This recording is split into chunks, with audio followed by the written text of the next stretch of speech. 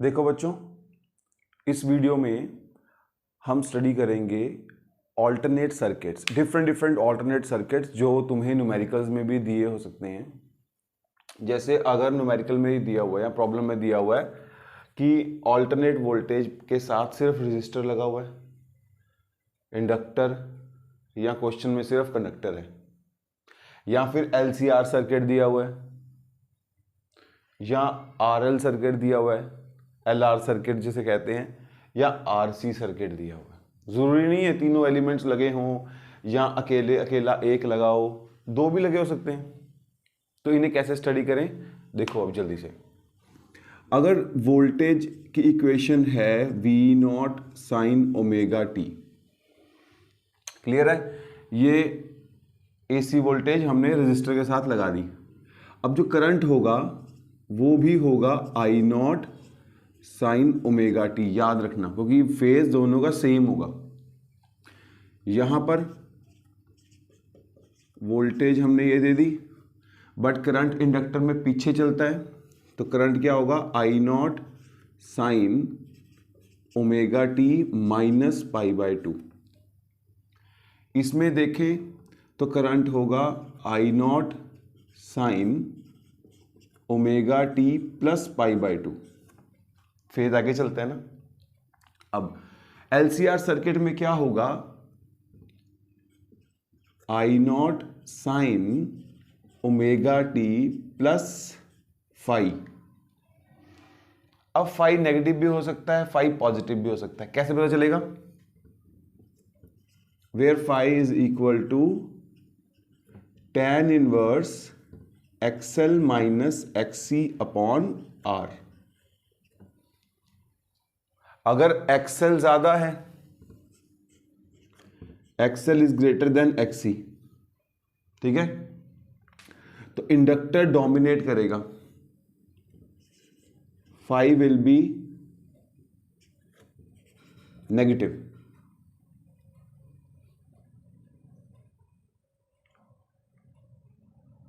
होगी खुदबंदी।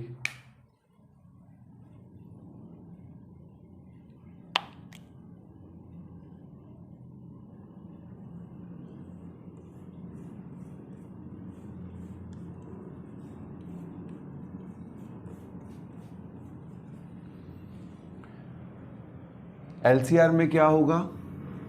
I is equal to I0 sine omega t minus phi. कुछ angle होगा, 90 नहीं हो सकता क्योंकि दोनों लगे हुए हैं। तो ये एंगल कितना होगा, कितना फेज होगा? tan inverse XL minus XC upon R। ठीक है जी। अब अगर तो XL XC से बड़ा होगा तो इसका मतलब करंट पीछे चलेगा, I लैग बिहाइंड। अगर XL छोटा होगा XC से,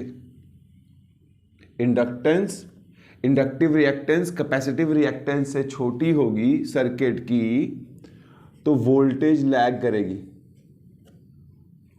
वोल्टेज पीछे चलेगी। ये डिपेंड करता है। तो LCR सर्किट में करंट ऐसे निकलेगा अगर वोल्टेज क्या होगी? V0 sign omega T. ये लो मैं यहां लिख देता हूं।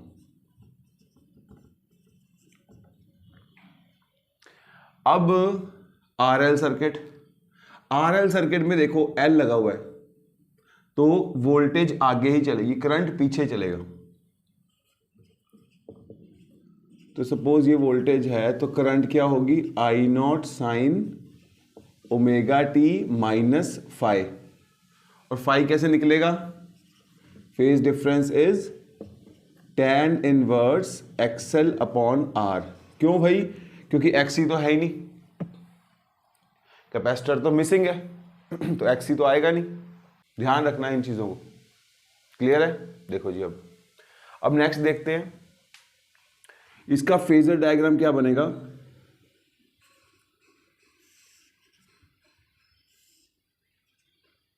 कुछ ऐसे, करंट और वोल्टेज साथ जा रहे हैं,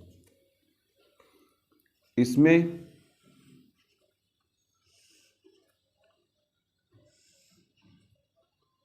वोल्टेज करंट पीछे चल रहा है 90 डिग्री से। कैपेसिटर में वोल्टेज करंट आगे चल रहा है 90 से। एलसीआर में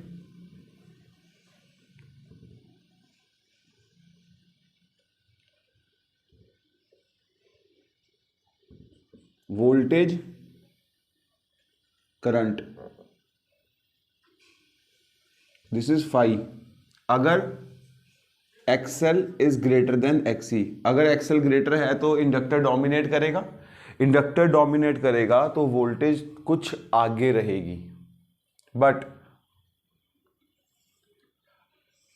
अगर एक्सी ज्यादा है तो अगर ये करंट है तो ये वोल्टेज होगी, इस बार करंट आगे रहेगा। ठीक है जी। अगर XC is greater than XL। Inductive capacitance, inductive capacitance क्या होती है? 1/C omega. अगर inductive capacitance is greater than omega L तो ये बनेगा। ठीक है। RL सर्किट का फेजर डायग्राम कैसे बनेगा? अब RL है, C तो है ही नहीं, तो कुछ ऐसे। वोल्टेज ने तो आगे ही रहना है।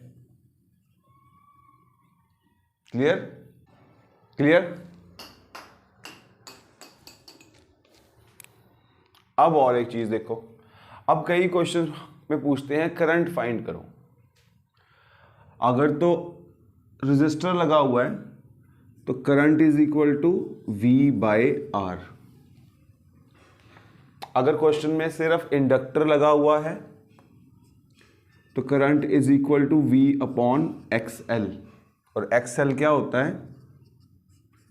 Inductive reactance omega into L। Omega is frequency और L इज इंडक्टेंस।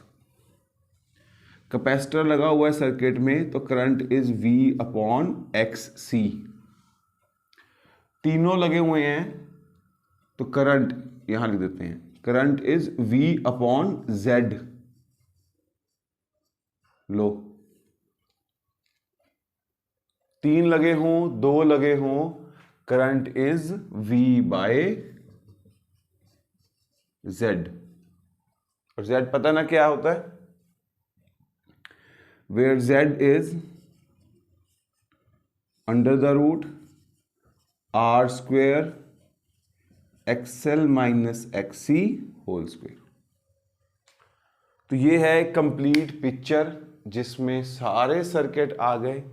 तुमसे क्या क्या पूछ सकते हैं वो भी लिख लिया, इक्वेशंस, ग्राफ, फेज डिफरेंस उस टाइम पे कितना होगा और करंट्स। क्लियर?